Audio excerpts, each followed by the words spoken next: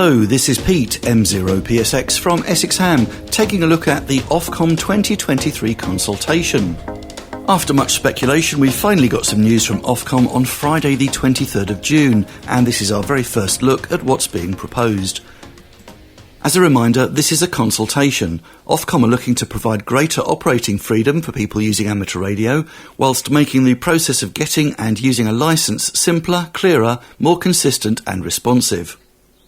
Anyone interested has until the 4th of September to submit their response on the Ofcom website. Essex Ham is also running a survey to find out how everyone feels about the proposed changes. The headlines: there are no plans to introduce a beginner's licence below foundation. There are no proposed changes to the frequency bands available, and the three-level structure, foundation, intermediate and full, remains. So let's look at the specifics. Call signs: there is to be some consistent ruling on the number of call signs that can be held. In practice, this means that licensees will only be able to hold one personal licence. So those out there with a foundation, intermediate and full licence will be required to surrender two of those and just remain with one licence. There's plans to improve the 5-year validation rule to make it easier for Ofcom to revoke your licence if you fail to revalidate. Some interesting ideas around intermediate. Ofcom has acknowledged that the call signs beginning with 2 are a little bit clunky, and they're proposing to introduce a new M8 and M9 intermediate. Those passing intermediate will get either an M8 or an M9 call sign, and those with a 2 call sign will be strongly encouraged to move over to an M8 or M9, but it won't be mandatory. Now looking at the regional secondary locators, that's the M for Scotland, the W for Wales, etc. These will now be optional with simpler rules, with the exception of the current intermediate 2 call signs that still need the regional secondary locator. Optionally, you can now add an E in your call sign, i.e. ME0PSX, when operating in England. The process for a special RSL will be simplified. You won't need an NOV. An example of that would be MQ0PSX, where Q was the prefix for the Queen. Another interesting one, suffixes. The licence will remove references to /P, /M, /MM and /A. These become completely optional, and you can add whatever suffix you want to your call sign. This one's likely to be controversial, the idea that call signs can be reused online. If someone goes silent key or gets their licence revoked, that call sign becomes available for use after 2 years, and new people can apply for it. There's also the proposal that you could change your call sign, potentially every couple of years.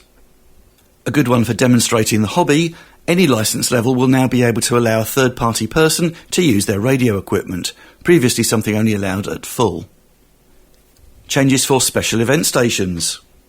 New format call sign letters are available. They no longer have to be available to the general public. The resting period will be reduced, and you can have an NOV for up to a year instead of 28 days. You don't have to run SESs over the same period, and you'll be able to operate mobile or while moving between multiple locations. The one many people have been waiting for, an increase to power levels. Foundation goes from 10 to 20 watts, intermediate from 50 to 100 watts, and full from 400 to 1 kilowatt, where it's a primary band. This doesn't apply to all bands, and there are still some restrictions. Some relaxing on the rules about internet technology for remote operations. This is all to do with dongles and hotspots.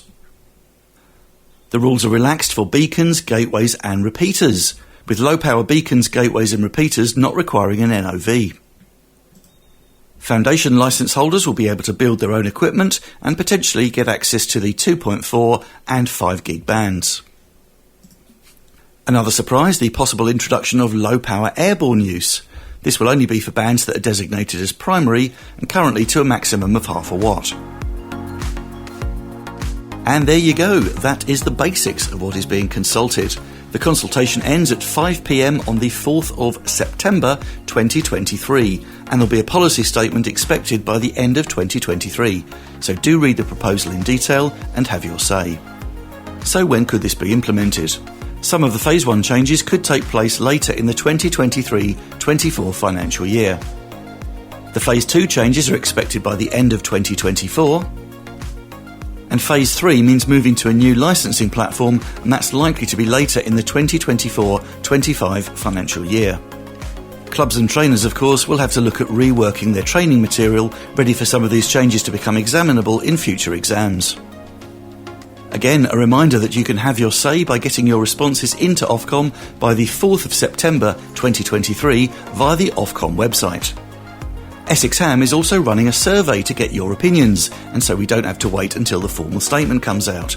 If you'd like to take part, the survey is available now at sxham.uk/consult23. There you go, that completes our initial look at the Ofcom 2023 consultation. Let us know what you think. 73. This feature was brought to you by Essex Ham.